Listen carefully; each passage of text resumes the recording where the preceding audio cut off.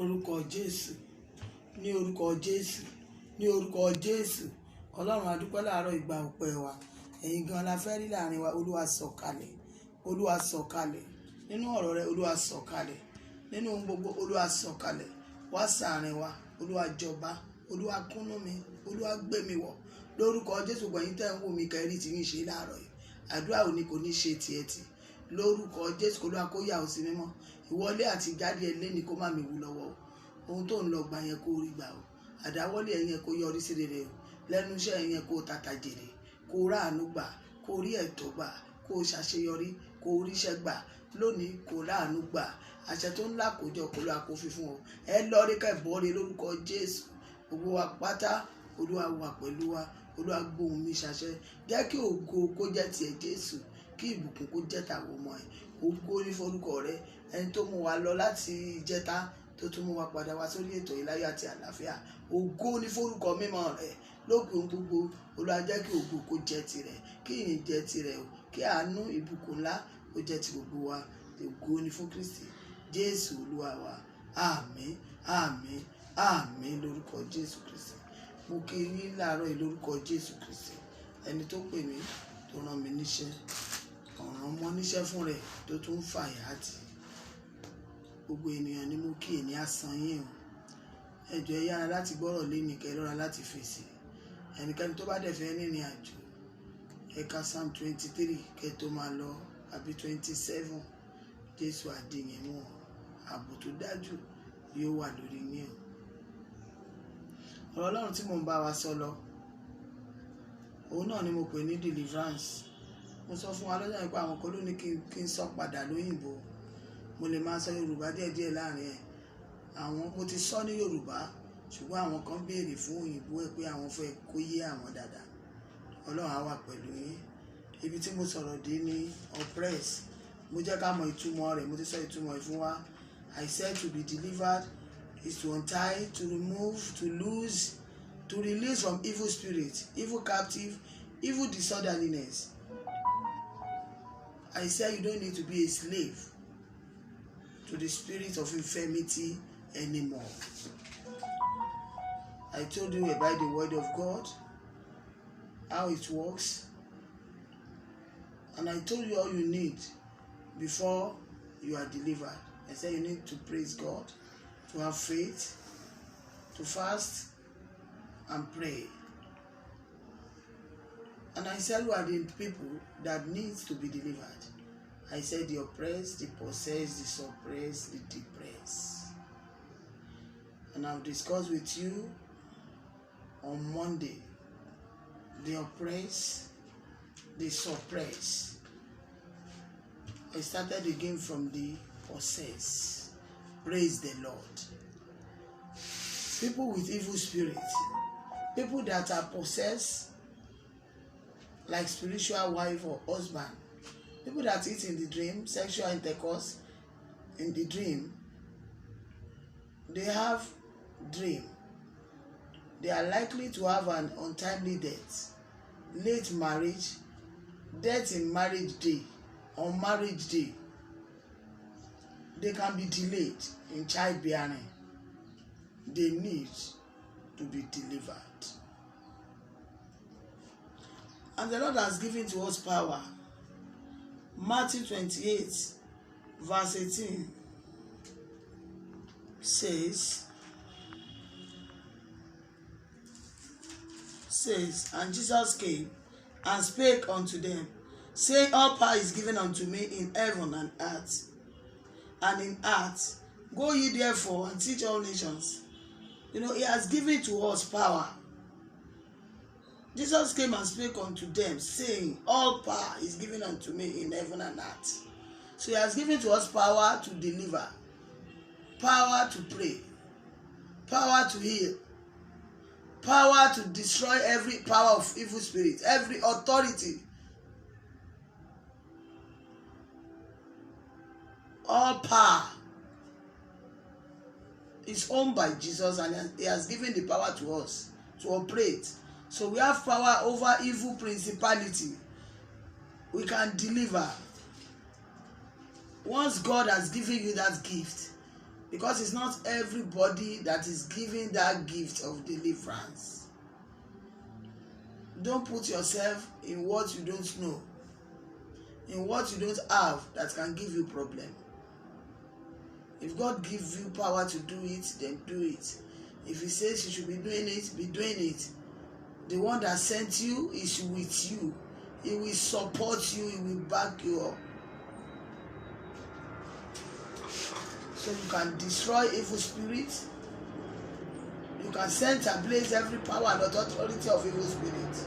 So anybody that comes to a pastor with evil spirits, the person that is possessed needs to be delivered. There was a lady who always have sexual intercourse in the dream. The lady is 42 without husband and doesn't know that the dream has something to do with her life.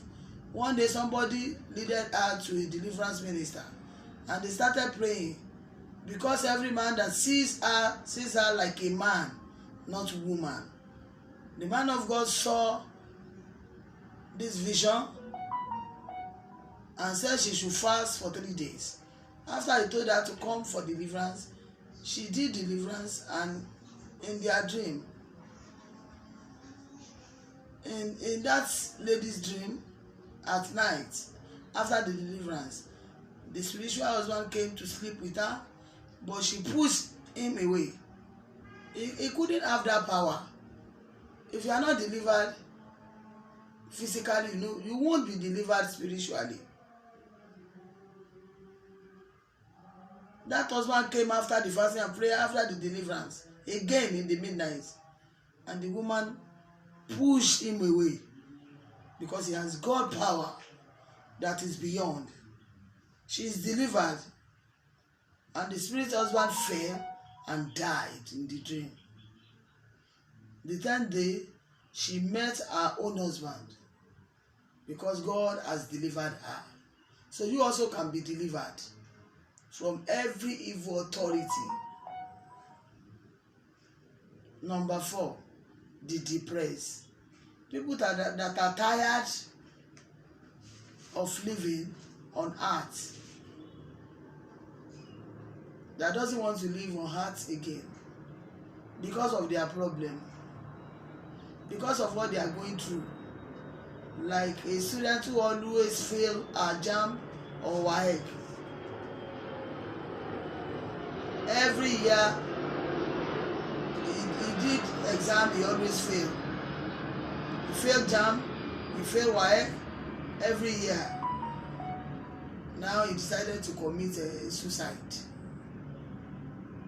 If you're thinking because of your problem is to die every time, you need to be delivered. It's not good. It's a bad spirit. Enter Yesu. Tí yàn kéré kan bá ti ṣe kó dà pé kó poison ara ẹ̀, bóyá torí kò pass exam, bóyá ó ń wáṣẹ́ kò ìríṣẹ́, bóyá ó ń wọ́kọ̀ kò ìrọ́kọ, bóyá ó ń wá nǹkan rere kan kò tí ì rí gbà, kò mọ̀ ọ̀la, kò mọ nǹkan tọ́lọ́run sì lè ṣe fún o, á poison ara ẹ̀, á lóun fẹ́ para wọn. Tó bá ti jẹ́ pé gbogbo nǹkan ikú ló máa ń ronú ẹ̀, ó nílò ìtúsílẹ̀. Àwọn ẹ̀mí èṣù ti bẹ̀rẹ̀ operation nínú ayé ẹ̀, wọ́n ti ń operate nínú ayé ẹ̀ nìyẹn, ó nílò ìtúsílẹ̀. Ẹ̀ta Yésù. Ẹ̀mí èṣù ló máa ń fa Yésù yàn. Wọ́n sọra wọn di aláìnírètí, wọ́n ti rora wọn pin, wọn ò gbà pé Ọlọ́run lè yanjú ọ̀rọ̀ wọn, wọn kì í gbà pé nǹkan tó lé lè dẹ̀rọ̀. Tán bá dẹ̀ sùn wọn lè dìde bọ̀rọ̀. Ara sáyìn tó fi máa mọ̀ pé ó ní ìdí deliverance nìyẹn o. Tó bá ti ń rẹ̀ ẹ́ jáde wá látòjú oorun ní gbogbo ìgbà tí í ṣe pé bóyá wàhálà ló ṣe kó o tó sùn, ó ti mọ̀ pé Sátánì ń ṣiṣẹ́, ó nílò láti gba ìtúsílẹ̀. Ẹlòmíì wọn á ti fi ṣiṣẹ́ lójú oorun, ẹlòmíì á rẹrù, ẹlòmíì á máa fọṣọ, ẹlòmíì á máa ṣánko lójú oorun, ẹlòmíì á máa fọbọ́. Tó bá ti ń ṣiṣẹ́ lójú oorun, ó nílò ìtúsílẹ̀. Ayé olúwẹ̀ ní ojú korojú kò lè dá o. Bójú oorun ẹ bá ṣe rí, bẹ́ẹ̀ náà ni físíkà ṣe máa rí o. Àwọn mìíràn máa ń pa yẹn, wọ́n ti máa ń pa wọ́n lójú oorun. Kọ́tọ́ ẹ̀ṣẹ̀ wá kú lójú ayé. Ọ̀kadà akànkọ̀ wọn lẹ́sẹ̀ wá ṣubú wọn á kú. Mọ́tò akànṣe ìṣìgbá wọn, wọn á dẹ̀ lọ bẹ́ẹ̀. torí wọ́n ti pa wọ́n tẹ́lẹ̀ lójú oorun. Àwọn nǹkan tó bá rí lójú oorun láti ṣiṣẹ́ lé lórí. Ọ̀pọ̀lọpọ̀ nǹkan tá à ń rí tí ò dáa, a nílò ìtúsílẹ̀ ká lè bọ́ lọ́wọ́ ìgbèkùn àwọn alágbára, ká lè bọ́ lọ́wọ́ ìgbèkùn Sátánì, so that you will be loose. Anything you see in your dream that is not good has something to do about your life physically. It has something to do about you. You don't just throw your dream away. You don't throw it away. It means there is something wrong. If you are walking in the dream, you wash clothes, you are doing farming in the dream. You are washing plates in the dream. It's not supposed to be that. It means you will just be walking, and there will be no good return in physical, or you won't even see any job to do. So when you wake up, and to rise up is a problem every morning, there is something wrong. You need to be delivered. I told you last week, everybody needs deliverance, not only member. Even some pastors need it because of what they are going through, because of their foundation, because of where they are coming from. You need to be delivered. Ta ló ń tú ni sílẹ̀? Who is the deliverer? Number one is Jesus Christ. 2, he can deliver you through your pastor. 3, you can deliver yourself. When you continue praising God, the Spirit of God, when you are praising God fervently, continuously, when you praise Him as if you have never praised Him before, the power of the Lord will come upon you. You meet yourself on the ground, and your life change from the day. Jesus can deliver you as a ministration is going on in the church. Your pastor can be praying, the church can be dancing, they can be praising God, the word of God can be coming in. It can break yoke upon your life. You need, with prayer and fasting, your faith, and you should not have fear. The Bible says, fear not. And if you really need to receive deliverance, you need to be born again. You change from evil ways, from your former ways. The second one, you should be prayerful. The third one, you should serve God wholeheartedly. 4, read your Bible every day, every time. 5, make sure you join workers in the church so that you have more time for God. The spirit that has left will not come back again. Don't leave prayers. And make sure you always come to church. Have a good faith. Then you change from evil to holiness. Change. And I say to you, in the mighty name of Jesus, receive deliverance. I want you to write this Bible passage. You write Mark 16, verse 17. You can call me now. You can call me now. Mark 16, verse 17. Mark 16, verse 17. And these signs shall follow them that believe in my name. Shall they cast out devils? They shall speak with new tongues. Àmì wọ̀nyí ni ó máa bá àwọn tó gbàgbọ́ lọ. Lórúkọ mi ni wọ́n máa lé àwọn ẹ̀mí èṣù jáde. Wọ́n sì máa fi èdè tuntun sọ̀rọ̀. 18. They shall take up serpents, and if they drink any deadly thing, it shall not hurt them. They shall lay hands on the sick, and they shall recover. In the name of Jesus, your life will never remain the same. God bless you.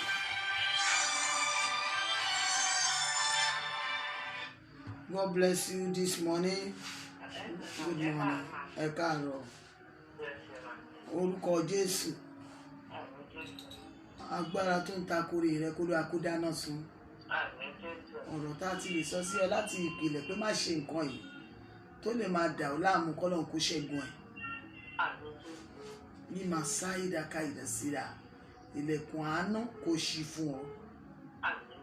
Ẹ̀jẹ̀ Jésù kó ré ègún dànù. Ó yá àgọ́ ara ẹ kó gba ìwòsàn. Gba ìtọ́ ẹ̀ báyìí, gba ìtọ́ ẹ̀. Ẹni tọ́lọ́run fẹ́ lò fún ọ kó Olúwa kó wọnú ẹ̀. Ọba tó wọnú kẹ́tẹ́kẹ́tẹ́ Bálámù tó sọ̀rọ̀ bí ènìyàn kó wọnú ẹ̀. Ó yá lẹ́tà ayọ̀ ẹ̀ kó rí gbà lónìí.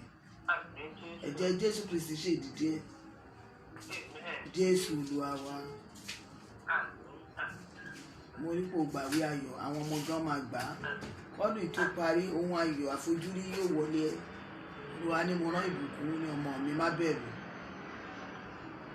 God bless you. Good morning. Okay. Amen.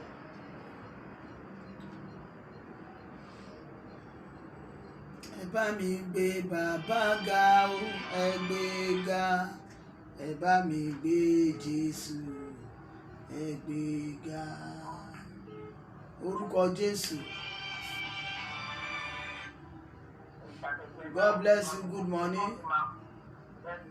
Orúkọ Jésù. Aláàánú ẹ kó wọlé. Olórí ẹ kó wá orí. Àná tó ń lépa ìgangan kó bọ́ sí. Mo rí pé ó gba ìwé ayọ̀ ló wá sì ṣàánú fún ọ. Ó ní sùúrù nìkan ní kí ọmọ mi ó mú. Ẹ sì máa sin Ọlọ́run dáadáa. Àṣeyọrí wà o. Àlàáfíà. God bless you. Good morning. Good morning.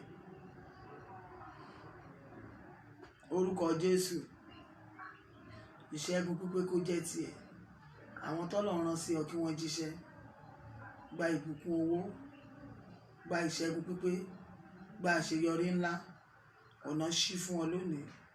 Jésù Olúwa wa. Olúwa ní nǹkan tó ń retí, èsì ayọ̀ ni pé kó fọkàn ẹ balẹ̀.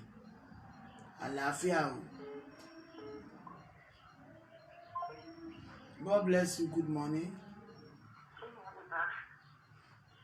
Orúkọ Jésù. Ogun alátakò Olúwa bá wí. Wọ ẹ̀mí orí fífọ́ gbóhùn Olúwa ó yá jáde lọ. Gbogbo ọwọ́ tó ń dí ọ lọ́wọ́ orí kó gbiná dànù. Àlákàlà yìí Olúwa ṣẹ́gun ẹ̀. Ọmọ gbàwẹ̀ kan kó fi àlákàlà bú. Kó wá sọ fọ́lọ́run tó ń takò mí níbi tó ti yẹ kí n gba nǹkan rere. Olúwa ṣẹ́gun ẹ̀. Olúwa ló ń dẹ̀ máa ṣe bẹ́ẹ̀ wá dẹ̀ rí nǹkan náà gbà. Mo rí àṣeyọrí níwájú ẹ̀, má bẹ̀rù. God bless you. Good morning. Olúwa kú iṣẹ́. Orúkọ Jésù. Àwọn tọ́lọ́run rán sí ọ kí wọ́n jíṣẹ́. Ire ayé ẹ kó rí gbà. Ẹ̀tọ́ ẹ kọ́lọ́run kó ṣàwárí ẹ. Aláàánú ẹ kó wá orí. Ó yá kí ire ńlá ìwọlé lórúkọ Jésù. Ẹ̀mí wọ́n ní ire ńlá yìí ó ti wọlé tán o.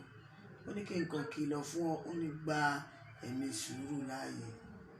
Máìkà síra rí bá ṣe dà. Sinmi nínú ẹwà ìwà mímọ́ láì bójú ẹ̀. Nítorí mo ní ètò tèmi lórí ayé rẹ̀ ni Olúwa wí. Ó ní sọ fún ọkọ rẹ pé mi ó ṣàánú fún lónìí yìí yóò ra àánú gbà. Àlàáfíà o. Olúwa ṣe. Good morning. God bless you. Orúkọ Jésù. Àwọn nǹkan tó ń fojú sọ́nà fún Olúwa jẹ́ ó bọ́ sí. Wà á mú lè ríṣẹ́. Wà á mú lè ríṣẹ́. Máa kọrin yẹn o. Mo fi lé ayé mi fún wọn. Wà á mú lè ríṣẹ́. Máìkà sáìdà rí bá ṣe ń náyà kaba. Olúwa ní gbàdúrà kí lè rí ayọ̀ mi ṣe kíákíá. Bá mi pàdé nínú àwẹ̀ ọjọ́ kan tó bá jẹun léni. Tó bá sì ti jẹun kó gbà ní Friday. Kásá 121. Olúwa mú lè rí ayọ̀ mi ṣe. Kó fìdí mi múlẹ̀. Olúwa ló ń bá àlákàlà wí lónìí. Gbàdúrà náà ó rè sí i. Nínú kó jẹ́ bóṣù ìbá ṣe ń parí àbí kó tó parí. Àlàáfíà. God bless you. Good morning.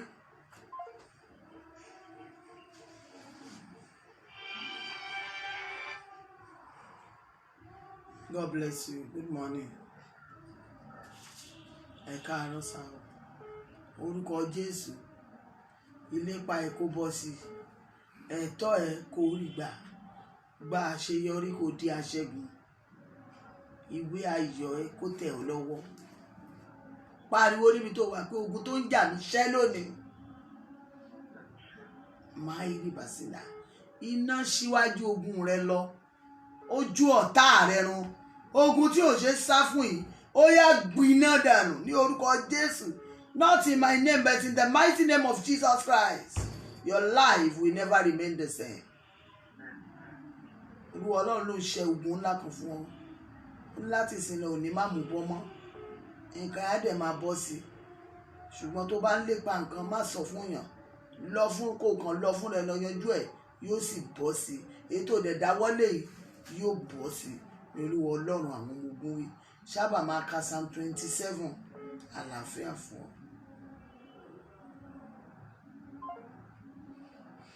Ẹ bá mi yìn Jésù, ẹ bá mi gbóòlùwà ga. Good morning, God bless you. Ohun tó ń retí kó bọ́ sí. Alátakò nǹkan rí kó gbẹ dànù. Ẹ̀mí sùúrù nínú ilé kó lóra kó fi ta ọlọ́rẹ.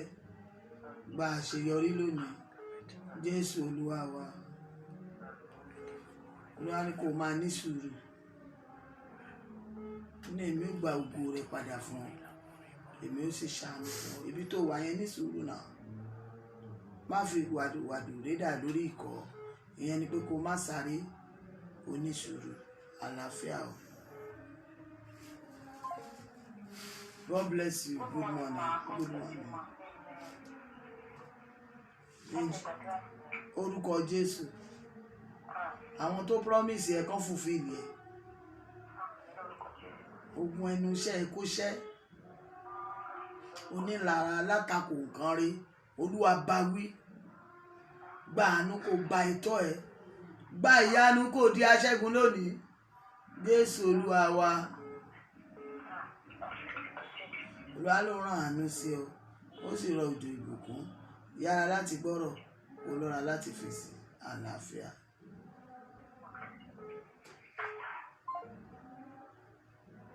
God bless you. Good morning.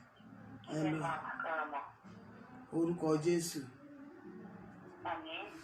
Ohun tó ń lépa kó bọ́ sí. Ó yá owó ẹ̀ kó rí gbà. Alátakò ìkọ̀kọ̀ lórí nǹkan ẹ̀kọ́ náà kó bá wí. Lẹ́nu iṣẹ́ ẹ̀ kó gbàwé ìgbéga. Ìgbéga yẹn tọ́ sí ọ tó ń takò ọkọ́ náà kó bá wí. Kí ẹ̀jẹ̀ Jésù Kristi kó ṣe dìde àdúrà yìí. Jésù Olúwa wa. Olúwa ní ogun ẹnu iṣẹ́ ẹ̀ṣẹ́. Bàbá dẹ̀ ń ṣe promotion wọn máa rántí ẹ̀. Àlàáfíà ọmọ.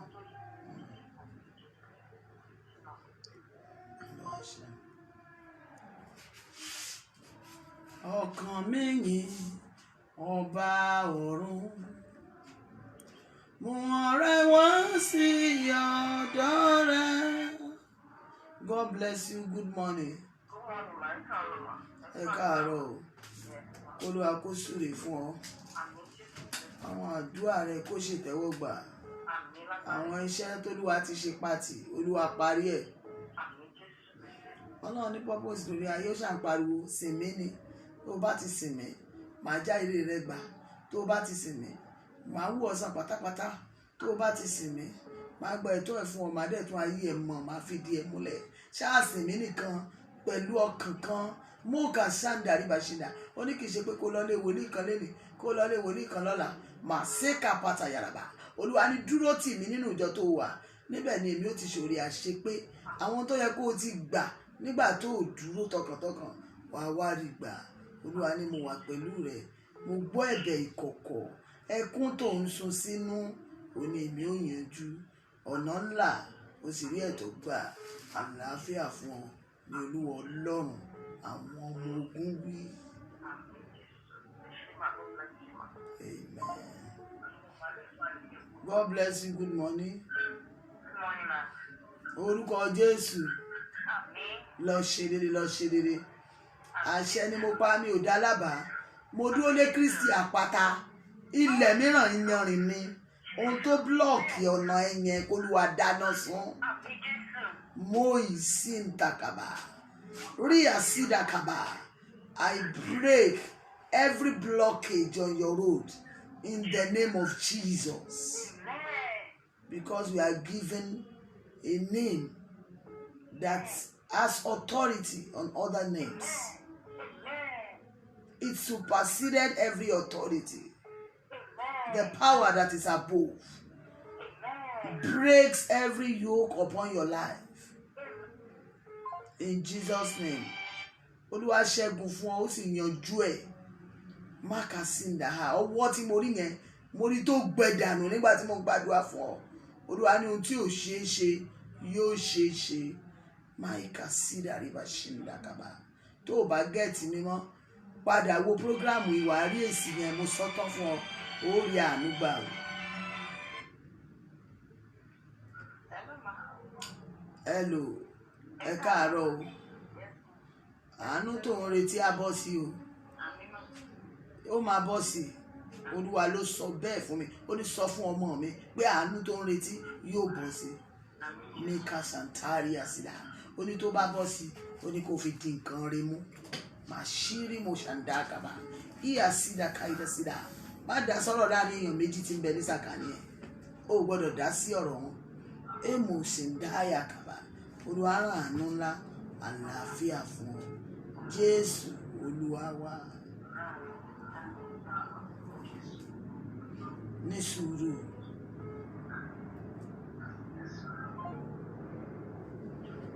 Good morning, God bless you.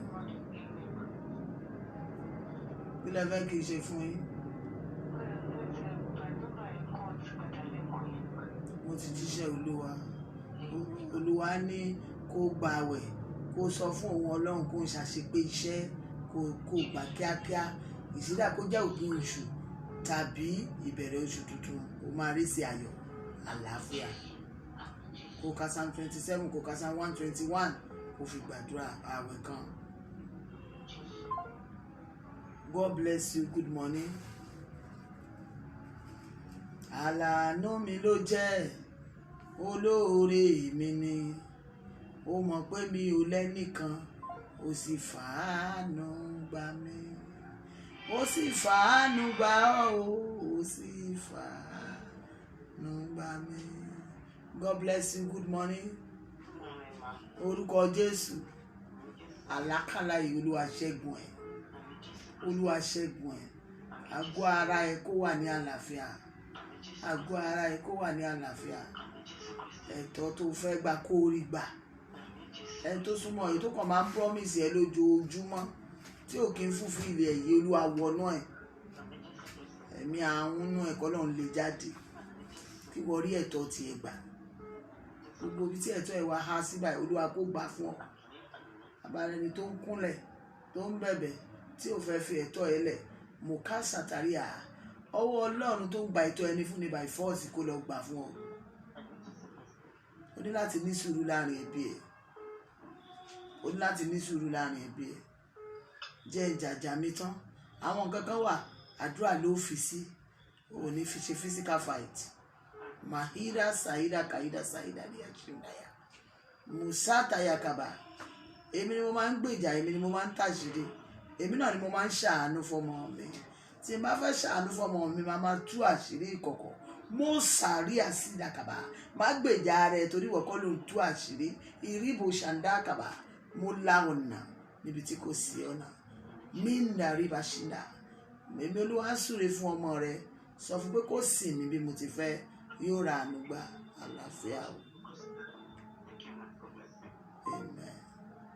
God bless you. Good morning. Pààrọ̀ orin tó lè wá kọ fún ọ ní àlàánú mi ló jẹ́ olóore mi ni ó mọ̀ pé mi ò lẹ́nìkan ó sì fàánú gbà mí. Olúwa ló ń fi àánú gbà ọ́. Ó yanjú àwọn ọ̀rọ̀ tó fi léwu lọ́wọ́. Ó ní kí ní mo ṣèdánwò fún àyànfẹ́ rẹ̀ ó pàṣẹ ìdánwò èmi Olúwa. Lẹ́tà kan wọlé lẹ́ni lẹ́tà ayọ̀ kan kò wọlé ní Friday. èmi ò mú yín ṣe àṣeyọrí. Ẹ sìn mí nínú ẹwà ìwà mímọ́ láì bójú ẹ̀yìn. Ó dáa kẹ́ ẹ bá mú kankan mọ́ Kristi, ẹ máa lórí ọ̀fẹ́ jẹ púpọ̀ jù láàrin ẹbí yín.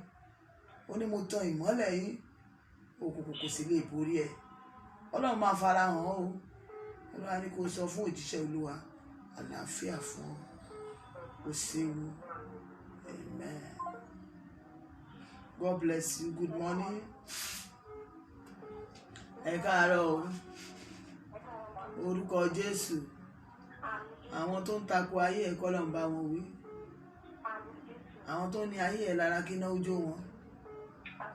Àwọn tó ń yọ ọ́ lẹ́nu kí wọ́n gbiná. Àwọn àlá oríṣiríṣi tí ò ní ìtumọ̀ yìí Olúwa ṣẹ́gun ẹ̀. Olúwa ní àlá náà gan kò yé wọ̀ gan, o understand. Ìgbà mi ò ní rántí, ìgbà mi wà rántí. Gbogbo àwọn nǹkan tó lè máa kọ́ ọ lórí, kọ́ ọ lẹ́sẹ̀ nígbà tó bá ń jáde láàárọ̀ kọ́ ló ń ṣẹ́gun ẹ̀ fún ọ. Ìmà santaria tó ló ń fa àmúbọ́, ó yá gba ìṣẹ́gun lónìí. Káyé ẹ kó gba òmìnira.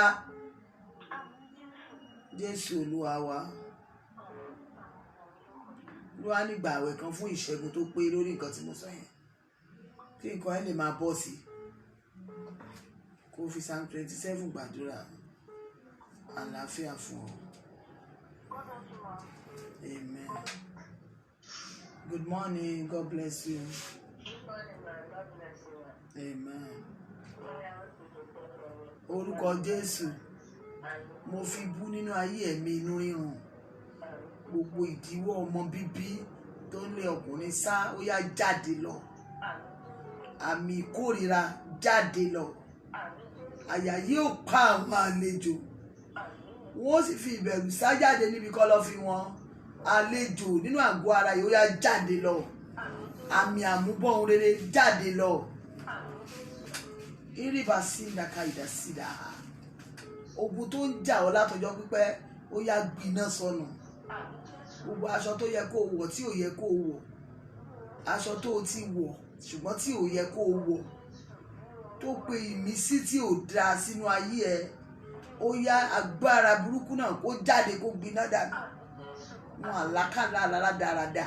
Mo yà síra gbogbo ìlòpọ̀ lójú oorun, oúnjẹ ojú oorun jíjẹ. Lónìí kò bọ̀. Akọ́ni ìwé mímọ́ pé àmì wọ̀nyí ni ó bá àwọn tó gbàgbọ́ lọ. Ní orúkọ mi ni wọ́n máa lé àwọn ẹ̀mí èṣù jáde. Gbogbo ẹ̀mí kẹ̀mí àti ìmísíkìmísí tá a fi sí ọ lára tí ò jẹ́ kọkùnrin ó dúró, Olúwa dáná sun. Àwọn àmì tó ń péré lọ tó ń dáre padà síbi tó ti wà tí ìjẹ́kiri ó dúró láyé èèyàn.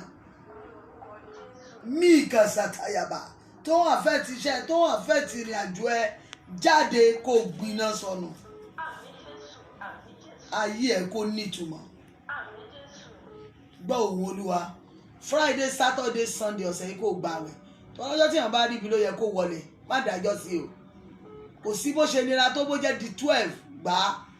Kó o lo sáàmù 7 àkọ́kọ́ nu Bíbélì. Olúwa gbà mí. Gbogbo tá a fi sí mi lára tó ń dààmú mi, Olúwa lé jáde. Olúwa gbà mí. Ẹ̀mí mímọ́ ní èmi ó gbà ọ́. Lẹ́yìn àdúrà náà ó padà gbígbà ọpẹ́ ni. Àlàáfíà ohun tó ń dùn ọ́ yóò sì yanjú. God bless you. Good morning. Olúwa ni oníṣẹ́ àrà, oníṣẹ́ ìyanu, oníṣẹ́ àrà lọ́lọ́run mi. O ti ní nǹkan tó ń fi síwájú Olúwa tó dẹ̀ ń rò pé báwo lè ṣe ṣe ṣá. Ohun tó Ọlọ́run jẹ́ lọ́lọ́run sọ fún ẹ̀yin láàárọ̀ yìí. Olóníṣẹ́ àrà lòun. Ṣùgbọ́n o lè rò pé iwájú lòun máa gbà yọ kó ń gbẹ̀yìn yọ. O lè rò pé ọwọ́ ọ̀tún lòun máa lò kó ń lo ọwọ́ òsì. Ohun tí o béèrè ní ìkọ̀kọ̀ èmi ó ṣe. Àlàáfíà. Good morning. God bless you. Orúkọ Jésù. Nítorí àlàáfíà ni Jésù fi fún ọ. Kì í ṣe bí ayé ti ń fi fún ni. Àlàáfíà pé kó jẹ́ tiẹ̀. Bàbá iṣẹ́ tó bẹ̀rẹ̀ nínú ayé ọmọ ẹ, bàbá parí ẹ̀, ọmọ parí ẹ̀, ẹ̀mí mímọ́ parí ẹ̀. Olúwa ní kó má bẹ̀rù, mo ń báṣẹ́ mi lọ. Máa mú mi àdúrà o. Mahika Santaria, ìdè ńlá kan dẹ̀ wọlé fọkọ̀ ẹ̀ báyìí. àlàáfíà ṣèyídà kàyídà sáyídà máìlì mo ṣe ń dáyà. Orúkọ Jésù, orúkọ Jésù.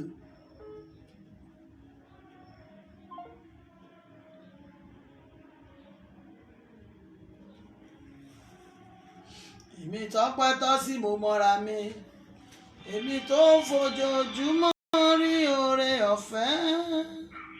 God bless you, good morning. Ẹ káàárọ̀ o, k'Olúwa kó súre fún ọ, k'Olúwa kó ṣàánú fún ọ, kó oore ọ̀fẹ́ gbà.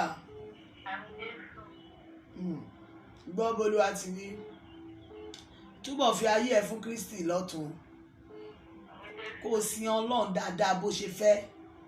Olúwa ní èmi ò gbé ọ̀gá gidi ní ọjọ́ iwájú, ṣùgbọ́n o ní láti sìn mí. Ẹ̀bùn t'Ọlọ́run dẹ̀ fún ẹ kó o lò fún. Ẹ̀bùn t'Ọlọ́run fún ọ kó o lò fún Ọlọ́run. Bákan jókòó sílé. Olúwa nínú èyí ní ìṣelógo rẹ wà. Àlàáfíà. God bless you. Ẹ káàárọ̀ o. Orúkọ Jésù. Àlákàlà Olúwa ṣẹ́gun ẹ̀. Olúwa ṣẹ́gun ẹ̀. Àti wọ àtọkọ ẹ̀lẹ̀ ńlá Olúwa kó ṣẹ́gun ẹ̀. Olúwa ní àkọ́bí ọmọ ẹ̀ máa ń jẹun lójú oorun Olúwa kó ṣẹ́gun fún. Oúnjẹ ojú oorun Olúwa bá wí. Mo lé ẹ̀mí ibà jáde nínú ilé ẹ̀. Yíríbà sí ìdàkàìdà igi tí bàbá mi ò gbìn ní tégbòtégbò Olúwa fàátù. Máìkà sídà àwọn àdáwọ́lé ẹ̀ báyìí àtọkọ ẹ̀ kó yọrí sí rere. Ọlọ́run lànà Olúwa lànà Olúwa lànà Olúwa lànà ìdíwọ́ jáde ìdènà kúrò mú ìkà sáìdà rìbàṣìdà. Kó rí àánú gbà, kó rí àánú gbà. Àdúrà ìkọ̀kọ̀ tó dẹ̀ gbà fún yẹ kó gbà. Ilẹ̀kùn ṣí, àánú ńlá wọlé. Ọlọ́run jẹ́rìí ara ẹ̀. Ògo ni forúkọ Olúwa. Jésù Olúwa wa. Olúwa ní òun ti gbọ́ ẹ̀bẹ̀ ìkọ̀kọ̀ wa bó ti wí nìyẹn. Ó wá ní mo la ọ̀nà fún ọ níbi tí kò sí ọ̀nà. Àlàáfíà o. Olúwa ṣe. God bless you, good morning. Orúkọ Jésù. Alátakò nǹkan rí níwájú ẹ̀kọ́ ló ń bá wí. Olúwa kó súre fún wa àtọkọ ẹ̀. Àwọn ànáwọ́ sí yín lọ́sẹ̀ ìkó bọ́ sí. Ìdíwọ́ díẹ̀ tó wà Olúwa kó mú kúrò. Ẹ gba ìbùkún, ẹ gba ìṣẹ́gun, ẹ gba àṣeyọrí. Olúwa ní kó sìn ín nínú ẹwà ìwà mímọ́. Tó bá ṣe bẹ́ẹ̀ oore ọ̀fẹ́ wà fún púpọ̀. Ní ìwọ máa súre fún ẹ̀mí gígùn. Ìbùkún yóò máa wà fún, ṣùgbọ́n o ní láti báàkì ẹ̀. Máa gbàdúrà fún ọ. Àárín ogun ló wà. Wọ́n ń fi sùn nínú ẹbí ẹ̀ ó pọ̀ jù. Ṣùgbọ́n tó bá ti gbàdúrà àlàáfíà ni, kò séwu. Olúwa tún la ọ̀nà mìíràn, àlàáfíà. Gbogbo ẹ̀yin tẹ́ ń gbọ́ mi láàárọ̀ Olúwa rán mi sí yín. Ó lóun ó ṣàánú fún yín. Àwọn tẹ́ ń retí òní yóò bọ̀ sí. Mo ìkà sídà ha. Ìwọ tó rí fọ́tò wà nídìí kìíní tó fọ́ gbórí mú gbóhùn Olúwa. Ẹ̀mí orí fífọ́ ó yá jáde lọ. Bó ti ń jáde kó gbiná dànù, kó gba àlàáfíà. Ìmà sáìdà káìdà sídà. Aláboyún yẹn ò ní jábọ́, má bẹ̀rù. Òun ronú pé ó máa jábọ́ kò lè jábọ́. Olúwa Ọlọ́run níṣẹ́ tí mo ti ṣe ni. Ó ní kò sẹ́ni tó lè yí dànù. Ó ní kò kàn kó rẹ níjànú. Ìlérí Olúwa nínú ayé ẹ̀ Olúwa ní kò ní yẹ̀. Gba ẹ̀mí sùúrù láyé. Mo rí òjò àánú tó ń rọ̀, ó ń rọ̀ lọ́wọ́lọ́wọ́ báyìí. Ẹ̀yin tẹ́ ń wò mí, ìmà káìdà sídà. Olúwa ní ẹ wò mí lásán. Ó ní wo gba lẹ́tà ayọ̀ kan kí ọ̀sẹ̀ yìí tó parí. Mo dẹ̀ rí àláàtì fún bí èèyàn 4. Àláàtì owó tó retí tó ti expect. Mo rí tó wọlé. Ẹ̀yin ènìyàn yìí ó ní yára láti gbọ́rọ̀, kò lọ́ra láti fèsì. Yára láti gbọ́rọ̀, kò lọ́ra láti fèsì. Ìmà sáìdà káìdà sídà. Orúkọ Jésù. Òjò àánú tó ń rọ̀ yìí kó rọ̀ lé ọ lórí. Òjò àánú tó ń rọ̀ yìí kó rọ̀ lé ọ lórí. Mú ìkà sídà. Lẹ́yìn ètò yìí àwọn kan máa gba ìyanu kan. Olúwa lóun ó ṣàánú fún ọ. Mo dẹ̀ mọ̀ pé bó ti wí bẹ́ẹ̀ ni ó ṣe torí aláàánú ni. Màhíkà sídà.